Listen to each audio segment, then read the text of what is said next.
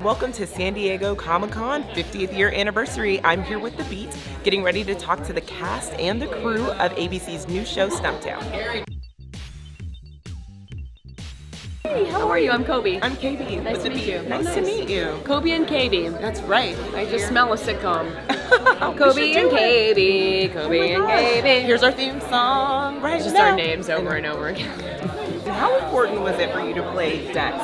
She's multi-layered, she's multifaceted. She has a wonderful relationship with her younger brother. Yes. She's almost like a mom to him. They're very inseparable. Yeah. She's managing her PTSD. She's figuring out life as a PI. So how important was it for you how to showcase this? I mean, it's all of those things you just did that so eloquently.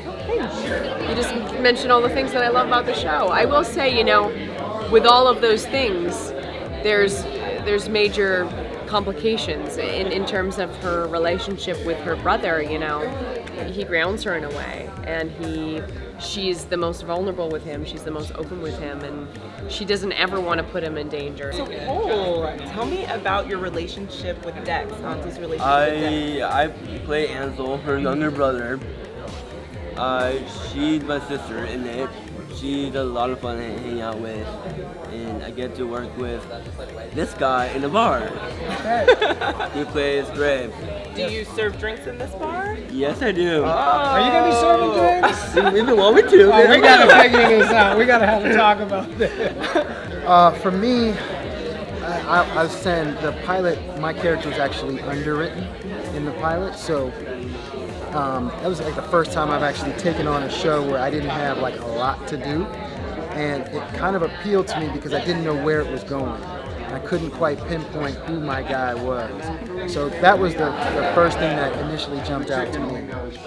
Well, there's so many things about the script that drew me to it. The amount of powerful women, the diversity, the people who are really representing who they are. We have, you know, differently challenged people. We've got American Indians. We've got the whole lot, and it's just so refreshing. How psyched were you to play such a strong, bright, brilliant, powerful Indigenous woman on TV?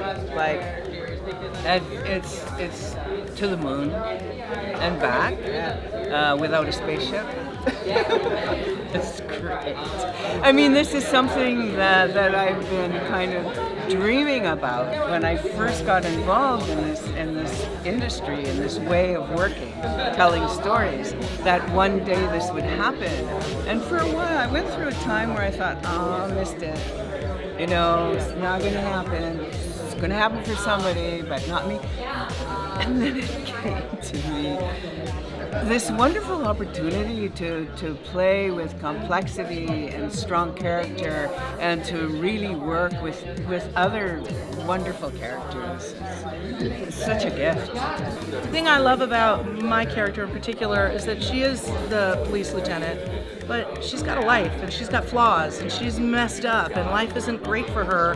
And though we don't see that in the pilot, I know that that's coming down the pike, and I'm just happy to take a regular suit. You know, I played a lot of police detectives, I played a lot of lawyers, and have a real life behind it. Like every human on the planet has a story to tell, and we're going to tell everyone's stories. The thing I was pictured about this character, which I really like, is he just seems like a really nice guy who's really there for Dex, and as you get to know him more and more, you realize every character in this has a secret.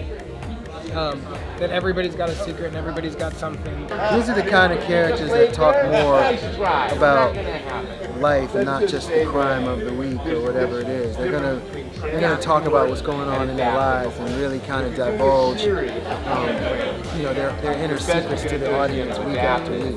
And it's going to be fast-paced and sexy and all that too, because we got to keep people watching. But it's going to be real. Remember those shows we used to watch where we knew the characters inside and out? And then procedurals came around, it was just individual shows. We're a combination of both. We do a little procedural, but it really is the arc of these people, and Dex is right at the forefront. And I want to be clear on this, you know, I'm the guy behind the source material. I am there to answer questions and so on. This is really Jason Richmond, who has, you know, gone in there and took the scalpel and cut out the pages and found the hearts of all the characters and figured out a way to take that in a comic and put it into a teleplay, which is a different beast entirely. So, yeah, it's awesome. Fresh off the heels of, you know, a long-term comedy, how excited were you to kind of dive into something that was difficult, different? It's a drama, but maybe not really. Maybe it has a bunch of different layers that we don't even know yet. That's right. And I don't know yet either. I know I took a year and a half off after New Girl. Right. And when this offer came, I texted with Liz Merriweather a little bit. And I just felt like I couldn't do another sitcom because it just felt like I got out of a marriage. And I was like, I'm not ready to get married again, but a 1-hour drama feels so different that I'm like, I don't even know what this is. Right. I love that it shoots in Los Angeles. I wish more production stayed in LA.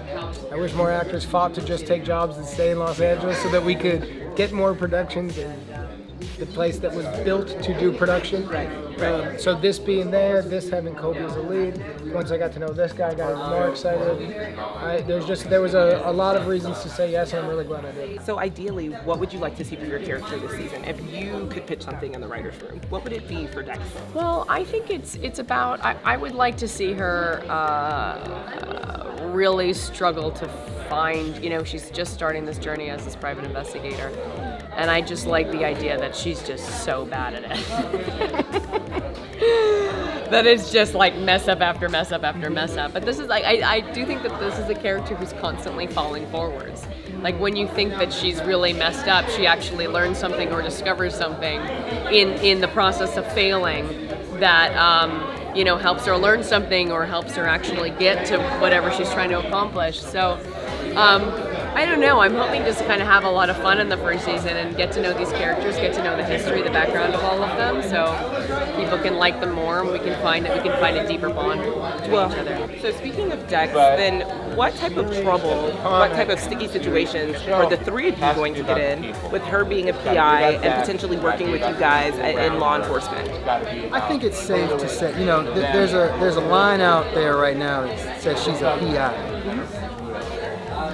Let's call it what it is. By default, like she's didn't not. want to do that. This is not like a career goal with her. She's messy enough in her life to actually be helpful in this like. Well, he's being kind. Like this. I find her to be a nuisance and annoying, and I feel like she gets in the way of our investigations. Yes. It starts off with him having a lot of admiration for her, and she can be useful. And more than that. More than that, she can be useful.